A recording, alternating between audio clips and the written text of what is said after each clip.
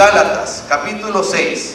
Que ya estamos para terminar el estudio de esta carta, hermanos. Hemos estado estudiando esto con el pastor Eddie, con ustedes, esta carta a los Gálatas, donde se nos enseña mucho. Donde el domingo pasado estuvimos hablando, pues el pastor predicó en cuanto a lo que es la libertad, pero que esa libertad en Cristo no la usemos para el pecado, sino al contrario, para el amor, para mostrarnos ese amor unos a otros, no para hacer ocasión de caer. Vimos también el domingo pasado y vimos la diferencia, ¿verdad? Hay un contraste entre lo que es pues el resultado, ¿verdad? De lo que es las obras de la carne e igualmente el fruto del Espíritu. Y culminaba ahí en Gálatas capítulo 5, versículo 25, decía al final de ese capítulo: si vivimos por el Espíritu, andemos también por el Espíritu. No nos hagamos vanagloriosos, irritándonos unos a otros, envidiándonos unos a otros. Y vamos a leer, mis hermanos, ahora capítulo 6, versículos 1 al 5. ¿Estamos listos, mis hermanos? Vamos a leer todos juntos entonces. Dice la palabra del Señor así: hermanos, si alguno fuera sorprendido en alguna falta, vosotros que sois espirituales, restauradle con espíritu de mansedumbre, considerándote a ti mismo, no sea que tú también seas tentado. Sobrellevad los unos las cargas de los otros, y cumplid así la ley de Cristo. Porque el que se cree ser algo, no siendo nada, a sí mismo se engaña. Así que cada uno someta a prueba su propia obra, y entonces tendrá motivo de gloriarse solo respecto de sí mismo y no en otro, porque cada uno llevará su propia carga. Vamos a orar, hermanos. Amantísimo Señor y Padre, a ti sea siempre gloria, a ti sea siempre, Señor, toda la honra, porque como decía esta alabanza, solamente tú eres digno de recibirla. Señor, gracias, porque estamos acá no por méritos propios, no porque merezcamos estar aquí reunidos, sino únicamente porque así te ha placido, Señor. Nos amaste, nos llamaste, nos escogiste y nos llamaste, Señor, y por lo tanto estamos aquí esta mañana y podemos venir y darte a ti, Señor, gloria y honra a través de la alabanza, Señor. Pero igualmente que en nuestro corazón esté siempre el deseo de hacerlo, en nuestro diario vivir, en todas nuestras acciones, Señor, poder engrandecer tu nombre y poder ser luz a este mundo, Padre omnipotente. Gracias en este momento también, Señor, en el cual pues hemos alabado, hemos cantado a ti, Señor, estos cantos, estos himnos, Padre. Y ahora en este momento que vamos a estudiar tu palabra, yo te pido, mi Dios, tu Espíritu nos guíe, nos enseñe, y que no solamente seamos oidores de esta palabra tuya, pero ante todo hacedores de la misma, y poder, como dice aquí tu palabra, realmente cumplir la ley de Cristo. Señor, gracias, gracias, porque no merecemos estar acá, Señor, merecemos un castigo eterno, pero por el puro beneplácito de tu misericordia, de tu gracia, de tu amor hacia nosotros, podemos esta mañana venir y darte gracias y decirte a ti: Padre, gracias, mi Dios. En nombre de Cristo Jesús oramos y nos ponemos en tus manos y pedimos tu bendición sobre este momento, Padre. Amén. Muy bien, mis hermanos. Fíjense cómo empieza el apóstol aquí esta carta en el capítulo 6, y empieza con un caso hipotético. Y dice: hermanos, si alguno fuere sorprendido en alguna falta. Pero al terminar de leer este pasaje, al terminar de leer hasta el versículo 5, nos damos cuenta de lo siguiente: que a pesar de que es un caso hipotético de que alguno fuera sorprendido en algún pecado, el pasaje no se concentra en esta persona que haya cometido este pecado. Usted se fija, no se concentra en la persona que de repente cometió este pecado, qué se debe hacer con esta persona, sino por el contrario, empieza a hablar de aquel o de aquellos que deben restaurar a esta persona. Porque el que fue sorprendido solamente se menciona en la primera parte del primer versículo, pero lo demás empieza a hablar acerca de aquellos que dice: vosotros que sois espirituales. ¿Y quiénes son aquellos que son espirituales? Porque como estábamos leyendo en el capítulo 5, habla de lo que es el fruto del Espíritu. Y aquellos que dicen ser espirituales o que se creen ser espirituales deben mostrar entonces en su vida tal fruto Si realmente estas personas dicen ser espirituales, si decimos nosotros o creemos nosotros ser espirituales, mis hermanos, entonces, como dice el versículo 25, andemos entonces por el Espíritu, vivamos por el Espíritu, y que ese fruto sea evidente en la vida de cada uno de nosotros, y así debería ser. Todos y cada uno de nosotros que hemos recibido a Cristo como Señor y Salvador, y que su Espíritu mora en nosotros, debe mostrar este fruto. El fruto debe ser evidente. Y aquellos que son espirituales o que dicen ser espirituales, se debe notar un grado mayor, una madurez mayor, un conocimiento mayor de su palabra y una relación con el Señor más fuerte, más cercana. Y estos, dice, deben buscar a aquel que ha cometido la falta, y sigue diciendo el versículo, restauradle con espíritu de mansedumbre. Ahora mire qué interesante. Si alguno fuere cometido en alguna falta, el deber de los que dicen ser espirituales, que deberíamos ser todos realmente, que todos deberíamos mostrar ese fruto del Espíritu, es restauración en esta persona, en este hermano que ha caído en la falta. Debemos buscar y restaurar. ¿Y qué significa restaurar? Bueno, los que son aquí arquitectos, los que son aquí ingenieros, los que son aquí maestros de obra o trabajan en algo así, saben que restaurar es volver a como era el original.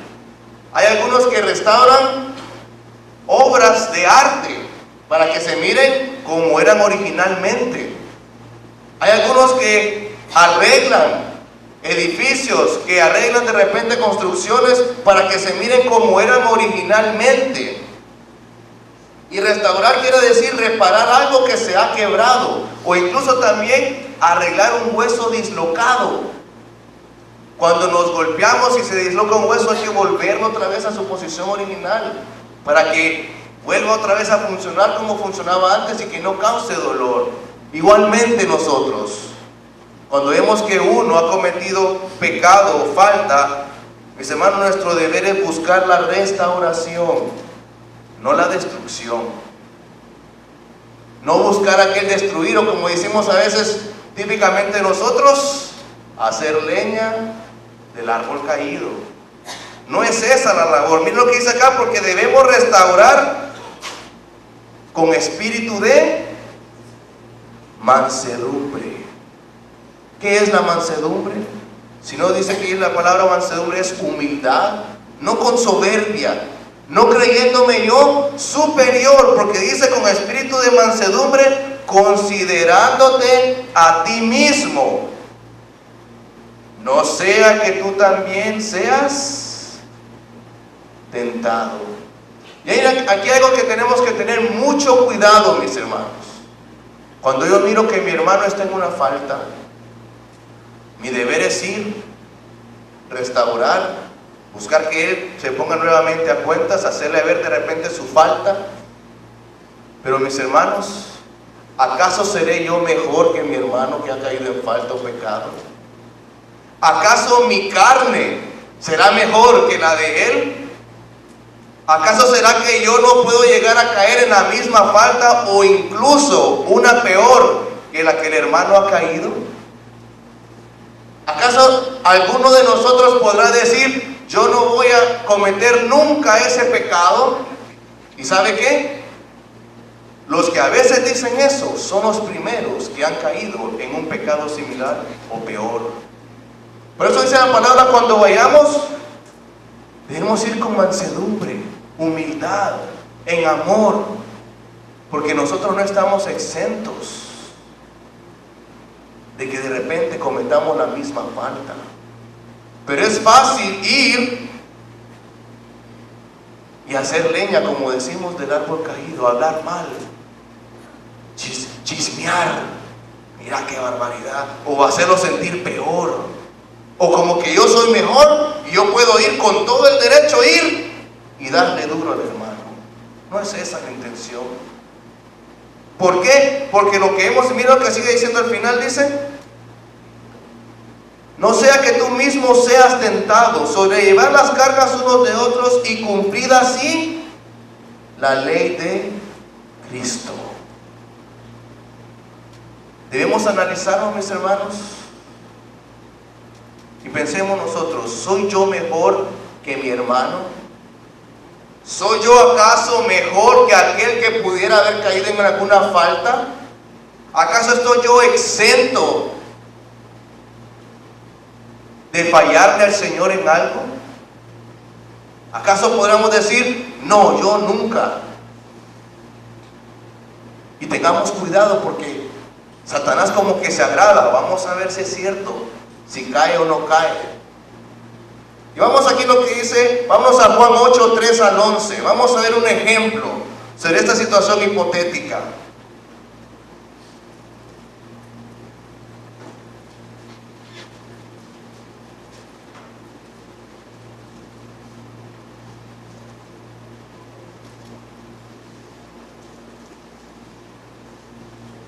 Amén, hermanos.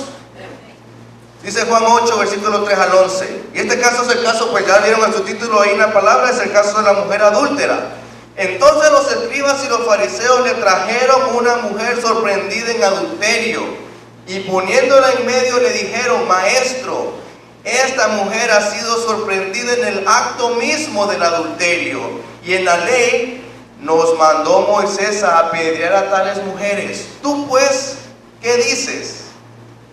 Mas esto decían tentándole para poder acusarle. Pero Jesús, inclinado hacia el suelo, escribía en tierra con el dedo. Y como insistieran en preguntarle, se enderezó y les dijo, el que de vosotros esté sin pecado, sea el primero en arrojar la piedra contra ella. E inclinándose de nuevo hacia el suelo, siguió escribiendo en tierra. Pero ellos, al oír esto, acusados por su conciencia, salían uno a uno, comenzando desde los más viejos hasta los postreros. Y quedó solo Jesús y la mujer que estaba en medio. Enderezándose Jesús y no viendo a nadie sino a la mujer, le dijo, Mujer, ¿dónde están los que te acusaban? ¿Ninguno te condenó? Ella dijo, ninguno, Señor. Entonces Jesús le dijo, ni yo te condeno, vete y no peques más. ¿Qué actitud traían aquellos escribas y fariseos? La mujer fue encontrada en el acto mismo, y la actitud que ellos tenían, pregunta es, ¿les interesaba a ellos la condición de la mujer? A ellos no les importaba la mujer, ni les importaba. Ellos lo que querían era encontrar algo contra Jesús y ver si era cierto, a ver qué dice el maestro. Pero ¿y la pobre mujer? Ahí pasando ese momento de vergüenza, no les importó. ¿Por qué? Porque no iban con humildad y con mansedumbre, mis hermanos. Y a veces debemos tener cuidado también nosotros de no cometer lo mismo cuando vamos contra alguno que ha fallado.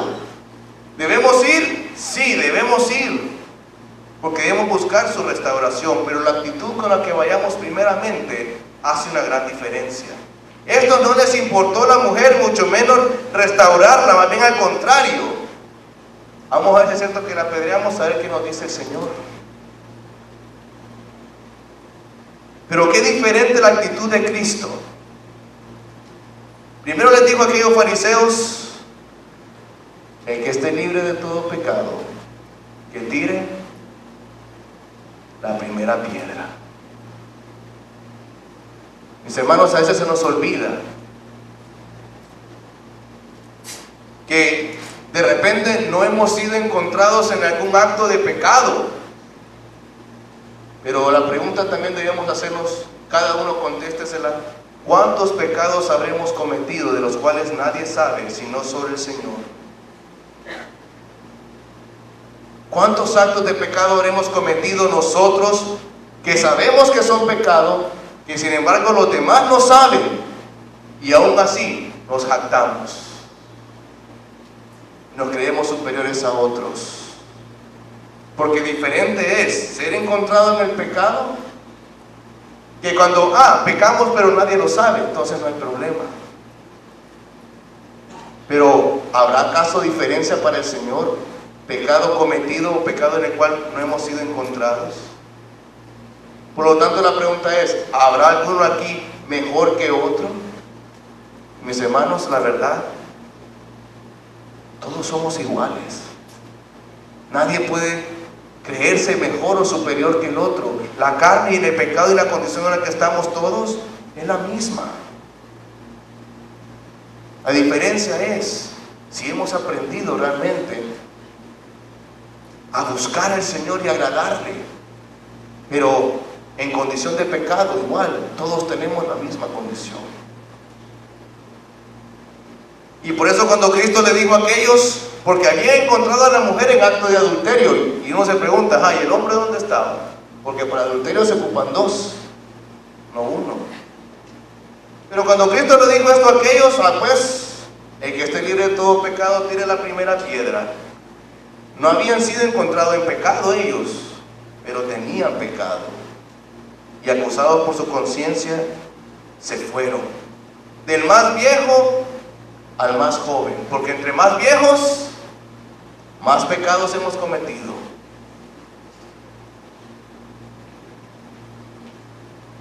Y en el versículo 10 dice, enderezándose Jesús, no viendo a nadie, sino a la mujer, le dijo, mujer, ¿dónde están los que te acusaban? Hermano, uno hay que es el que acusa. ¿Y quién es ese?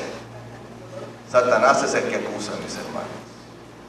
¿Para qué? ¿Qué más necesidad tenemos nosotros de acusarnos unos a otros? Si no, realmente buscar restauración. Si ya tenemos uno que nos pasa acusando todo el tiempo, que es el diablo. ¿Qué más necesidad hay de acusar? Si no, más bien de buscar la restauración en amor. Obviamente, si hay falta, hay que tratarla. No es que se va a dejar en pecado y como que diga, pues que cada quien cometa lo que quiera. No es esa no es eso tampoco lo que se quiere hacer acá. Sino que se debe tratar, mis hermanos, pero la actitud con que lo hagamos, la actitud con que vayamos, lo que nosotros queremos buscar en el hermano, en el beneficio del prójimo. Porque aquellos no buscaban beneficio, sino que más bien, como es aquí, acusaban a la mujer. ¿Ninguno te condenó? Ella dijo, ninguno, Señor. Y las palabras del Señor le dijo, ni yo te condeno. ¿Y la restauración cuál fue? Cuando le dijo, vete, pero no peques más. Vete, pero no peques más. Mis hermanos, el amor del Señor. Estábamos viendo el día miércoles acá y hablamos acerca de ese amor, donde la justicia, aquellos querían hacer lo que era correcto según la ley, pero se les había olvidado una ley, la ley del amor, la ley de Cristo. Y a veces nos olvida a nosotros esa ley. Queremos creernos mejor que otros, o buscamos fallas en otros y nos hacemos sentir nosotros como que somos mejores. Y no es así. Volvamos allá a Gálatas capítulo 6.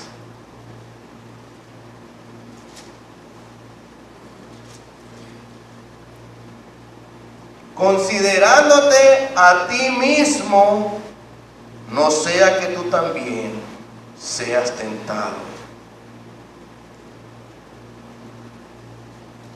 No solamente pasemos viendo a los demás o fijándonos en qué fallas hay, porque mis hermanos, si empezamos a buscar fallas, como dice la palabra, nos vamos a terminar destruyendo aquí unos a otros, comiéndonos y mordiéndonos unos a otros. Porque si empezamos a buscar fallas aquí, mis hermanos, las fallas van a sobrar. Yo fallo, mi familia falla. Y aquí todos vamos a fallar y todos hemos fallado, mis hermanos. Pero debemos venir, vemos que un hermano ha fallado, vayamos con amor, hermano. Y obviamente, y uno dice, obviamente aquel que ha cometido la falta también debe buscar en amor ser restaurado delante del Señor. Pero aquí no habla de ese caso, no, que esa es otra prédica aparte. Porque nosotros igualmente podemos llegar a ser tentados y caer en una falta, y recordemos a veces igual o peor que la del otro. Tengamos cuidado, mis hermanos, y hagamos las cosas con amor y humildad, no olvidando que también estamos en carne y podemos fallar. Desde el versículo 2 entonces: sobrellevad los unos las cargas de los otros y cumplir así la ley de Cristo. Mis hermanos, hay creyentes débiles a los cuales hay que apoyar aún más que a otros. Hay creyentes que no crecen, hay creyentes que no quieren crecer, que no quieren salir de donde están encerrados en esa comodidad y crecer para el Señor, pero aún ahí tenemos que seguirlos cargando y diciéndoles, enseñándoles. Hay momentos de dolor y de llanto, sí lo van a ver. Hay momentos para todo, dice la palabra. Y hay tiempo para llorar. Y van a haber momentos difíciles en la vida de cada uno de nosotros, en la vida de la iglesia, en la familia.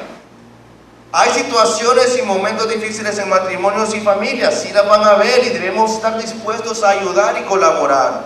Hay momentos económicos que no son fáciles. Hay dificultades económicas. Hay veces que vamos a tropezar. Hay momentos para tropezar. Hay veces que vamos a fallar.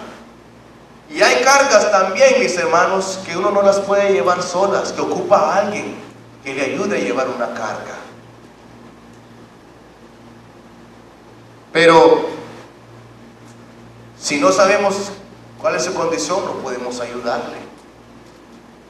También el que necesita debe mostrar humildad para poder ayudarle. ¿Y quiénes son los que tienen que estar ahí próximos a ayudar? Para extender la mano, para dar un abrazo de fortaleza, para orar, para dar una palmadita, mis hermanos. ¿Quiénes? Dice el versículo 2 aquí: sobrellevar las cargas los unos de los otros.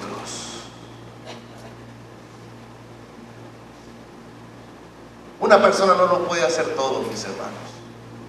Esta obra es grande. No lo podemos hacer todo nosotros solos. Necesitamos apoyo de los hermanos. Y no solamente lo digo aquí en la obra, lo digo a todo nivel, familiar, personal. Siempre vamos a necesitar de alguien, primeramente de nuestro Señor e igualmente de un hermano cercano. De repente necesitamos salir a la carrera, necesitamos un vecino que nos ayude, mis hermanos, pero todos nosotros debemos estar dispuestos a ser de apoyo, a extender la mano, a ayudar. Y como estábamos viendo en Juan, en primera de Juan el día miércoles, que el que tiene para dar, dé. Porque si cerramos nuestro corazón, y no solamente para dar económicamente estábamos hablando, pero si vemos a alguien que necesita y que podemos ayudarle, pero cerramos nuestro corazón, ¿cómo vamos a decir que muere el amor de Cristo en nosotros? Y no solamente es económicamente, mis hermanos. A veces necesitamos a alguien que nos escuche. Necesitamos a alguien que nos dé un jaloncito. Aquí a veces los miércoles venimos, hermanos, y a veces no hay transporte. No hay hermanos dispuestos a llevar. Los jóvenes ayer estábamos que necesitábamos transportes y hay quienes pueden también ayudarnos con eso. Mis hermanos, hay muchas maneras de ayudarnos unos a otros. Puede pegar una llamadita: hermano, no te vi el domingo, no te vi el miércoles, ¿cómo estás? Hay unos que pueden estar orando por otros sin saberlo nosotros, pero puede apoyar en oración. Hay tantas maneras, mis hermanos, pero la cosa es, ¿estamos dispuestos a hacer el esfuerzo? Porque requiere esfuerzo, hermanos. No es fácil que de repente a las 12 lo vayan a despertar a uno que ocupan ayuda y que si no lo puede ayudar. No es fácil a veces. A veces uno te está socando tal vez la faja y con lo poquito que tiene tal vez le da otro, pero algo se puede dar, mis hermanos. Con un propósito. ¿Y cuál propósito es ese? Dice: de cumplir así la ley de Cristo, la ley del amor. Porque cuando realmente amamos, mis hermanos, estamos dispuestos a hacer cualquier cosa. Pero realmente habrá en nosotros ese amor, los unos por los otros, a estar dispuestos a ayudarnos, a sobrellevar carga, a ir en amor, a tener buena actitud al hermano, a buscar el beneficio del prójimo. Porque, como decíamos, ¿quién es mejor aquí que otro? Nadie. ¿Quién va a decir, yo nunca voy a necesitar? Todos vamos a necesitar de una u otra cosa, tal vez no dinero, tal vez no transporte, pero de repente en algo vamos a necesitar a alguien. Nadie está exento, mis hermanos, y tampoco nadie puede decir, yo no tengo nada para dar. Puede dar su amistad, puede dar su oreja para escuchar a alguien que necesita, quien se necesita ser escuchado. Y podemos llevar las cargas unos a otros para cumplir así la ley de Cristo, la ley del amor. Dice el versículo 3: porque el que se cree ser algo, miren, el que se cree ser algo no siendo nada, a sí mismo se engaña. El que se cree, no, yo soy mejor. Y tal vez no lo dice, pero con la actitud que tiene tal vez lo refleja. No, yo no necesito de nadie. No, más bien yo puedo ayudar a los demás y no necesito que nadie me ayude.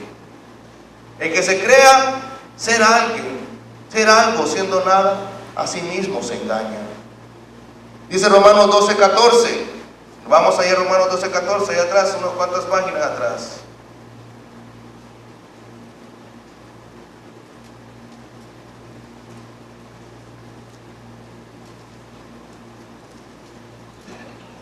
Lo puse mal, mis hermanos, no es este, qué raro.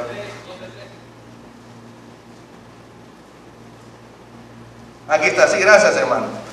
Digo pues, por la gracia que me es dada a cada cual que está entre vosotros, que no tenga más alto concepto de sí que el que debe tener, sino que piense de sí con cordura, conforme a la medida de fe que Dios repartió a cada uno. Porque si yo me jacto y me creo mucho, ¿con qué actitud voy a ir a mi hermano? No voy a ir con amor. Aquellos se creían mucho y no se preocuparon por la mujer. Pero ¿con qué actitud estoy yo? ¿Con qué actitud vengo yo? ¿Con qué actitud estoy delante del Señor? ¿Con qué actitud me pongo yo delante de mis hermanos? Nadie hay mejor que ningún otro, sino que pensemos cada uno con cordura. También está 1 Corintios 1.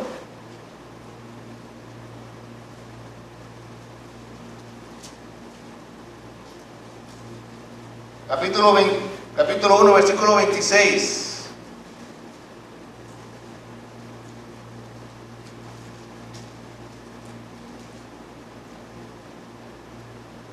Pues mirad, hermanos, vuestra vocación, que no sois muchos sabios según la carne, ni muchos poderosos, ni muchos nobles, sino que lo necio del mundo escogió Dios para avergonzar a los sabios, y lo débil del mundo escogió Dios para avergonzar a lo fuerte, y lo vil del mundo y lo menospreciado escogió Dios, y lo que no es, para deshacer lo que es, a fin de que nadie se jacte en su presencia.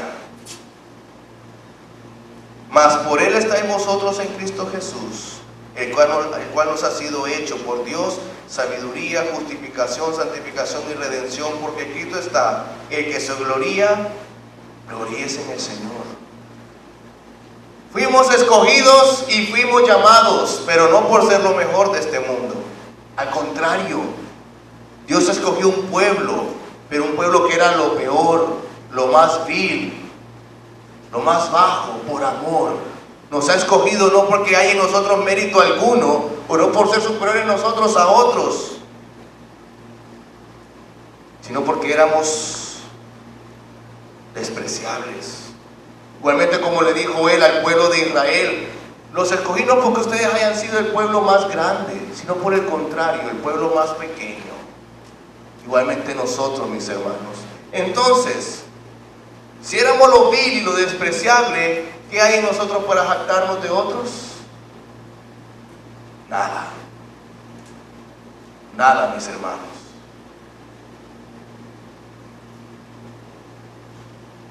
Pero entonces, ¿por qué a veces miramos a otros y decimos: uy, no, yo no haría eso? Uy, no, qué barbaridad lo que hace el hermano. Y no vamos con él en amor, sino que solamente nos venimos y como que somos mejores nosotros y nos sentimos mejores. Eso no es cumplir la ley de Cristo, mis hermanos. Vayamos en amor, tengamos amor unos por otros, pero no nos jactemos, porque ninguno aquí es mejor. Todos somos hijos de Dios. Los que hemos creído y recibido a Cristo somos hijos de Dios. Pero si no le ha recibido a Cristo, usted necesita de Cristo. Pero los que hemos recibido a Cristo, mis hermanos, ¿de qué tenemos para jactarnos? De nada. Sigamos ahí en Gálatas, mis hermanos.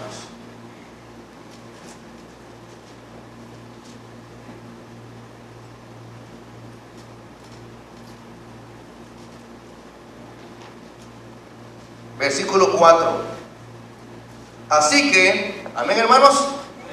Así que cada uno someta a prueba su propia obra, y entonces tendrá motivo de gloriarse, solo respecto de sí mismo y no en otro. Miren qué interesante lo que dice la palabra aquí. Pues, miramos lo que el otro hace. Hagamos lo siguiente: pongámonos a prueba nosotros mismos delante del Señor. Y miremos: Señor, la obra que tú me has dado a mí, ¿cómo la estoy haciendo? No pensemos en el otro, no pensemos en los demás, pero lo que tú me has dado a mí, ¿cómo estoy yo? ¿Cómo llevo a cabo aquello que tú has puesto en mis manos? Porque dice: cada quien ponga a prueba su propia obra. ¿Estoy sirviendo a Cristo? Y cada quien pregúnteselo ahí. No pensemos en el pastor, en el líder, en el diácono, en mi vecino, en el que está sentado a la par, en aquel que está por allá. No pensemos en nadie más, sino que pongámonos como que ya estamos allá en el trono, en el juicio del trono blanco delante de Dios. Y pongámonos a cuenta y digamos: ¿cómo está mi obra, Señor? Lo que tú has puesto en mis manos, ¿estoy sirviendo en la obra del Señor? ¿Salgo aprobado o salgo desaprobado? No importa el otro, sino que la obra de cada uno. Señor, lo que tú has puesto en mis manos, mis hijos, mi matrimonio, mi negocio, todo lo que tú me has dado, ¿cómo estoy haciéndolo yo? Y preguntémonos cada uno y examinémonos: ¿estoy aprobado o desaprobado? Y cada quien vea. Porque a algunos se les da más, a algunos se les da menos, pero en lo que se nos ha dado ahí, ¿cómo está cada uno? Y esa medida ahí tenemos que ver cada quien cómo llega, como aquellos siervos, que a uno se le dio 10, a otro se le dio 5, a otro solo se le dio 1.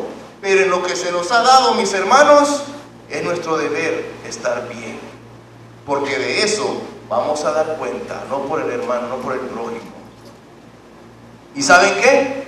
Nos damos cuenta de lo siguiente: que es fácil ver el error del prójimo, pero qué difícil es ver nuestro propio error, nuestra propia falta. Por eso, como decíamos anteriormente, con humildad, mis hermanos, con mansedumbre. ¿Cómo están mis actitudes? ¿Cómo estoy yo con mi esposo, con mi esposa, con mis hijos? Les estoy enseñando. ¿Cómo estoy yo en mi trabajo? ¿Ven otros que soy realmente hijo de Dios? ¿Pueden ver eso los demás? ¿Cómo estoy yo con mis compañeros de estudio, ahí de trabajo? ¿Cómo estoy yo en el negocio que el Señor me ha dado? Realmente ahí donde vamos a ser evaluados cada uno. Y cada quien sabrá como está, mis hermanos. Porque si estamos bien en lo que se nos ha dado, en lo que nosotros sabemos que podemos hacer y que no lo hemos estado haciendo, cada quien sabrá, mis hermanos. Porque hay pecado, de hecho, porque lo cometemos. Hay pecado de pensamiento, y aún es pecado aquello que sabemos que es bueno y que no lo estamos haciendo, mis hermanos. Aún ahí es falta. Aún ahí caemos en aquellos, como les dije yo al principio, que hemos cometido falta, pero que no hemos sido sorprendidos, pero que no dejamos de ser culpables. Por eso, mis hermanos, nadie está exento, y por eso el amor debe reinar en nosotros. Y si alguien puede decir, yo no he fallado, entonces dice, tendrá motivo de que gloriarse, pero solo respecto de sí mismo. Como dijo Pablo, vamos allá a 1 Tesalonicenses.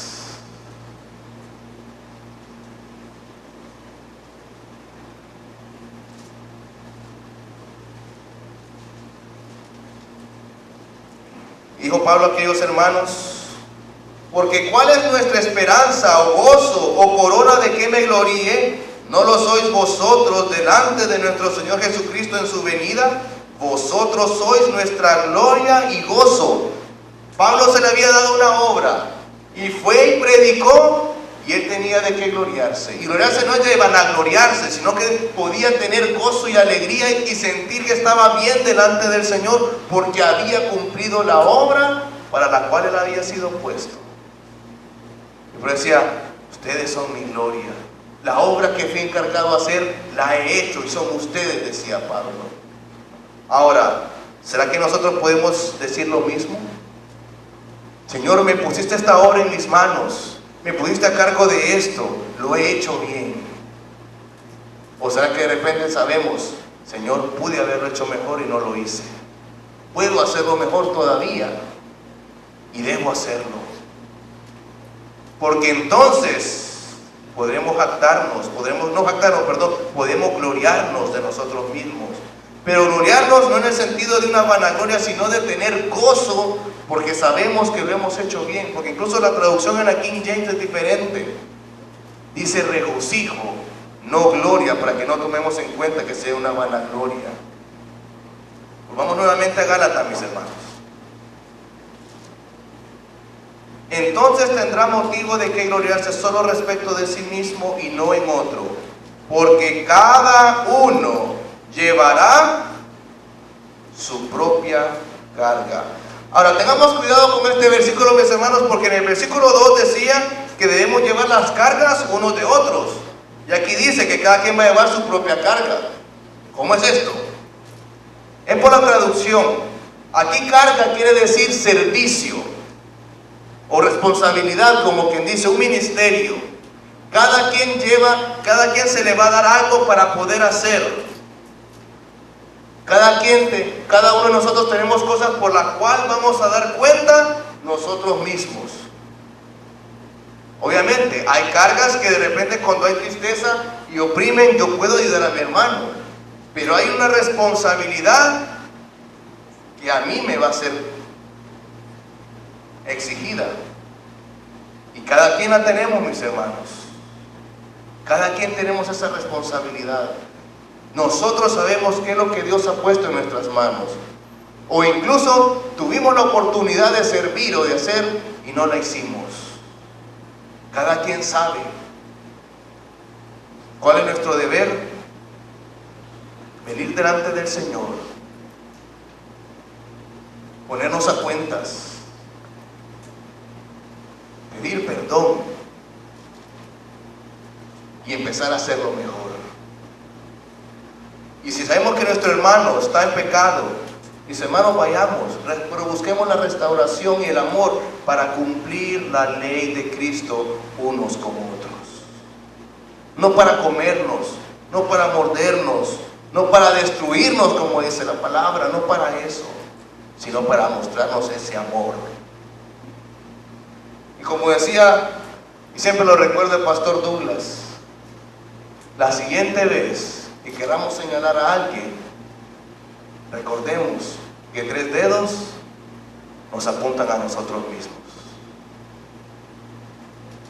Antes de apuntar y señalar el pecado del otro, examinémonos. ¿Soy yo mejor? Entonces tengamos cuidado con la actitud.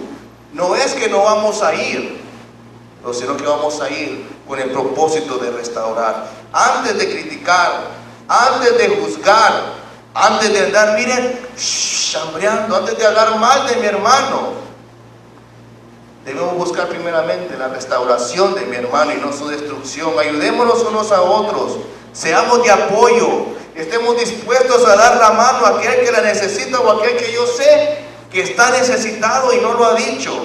Examinémonos cada día y cada uno. Miremos primero nuestra falta, como decía la palabra.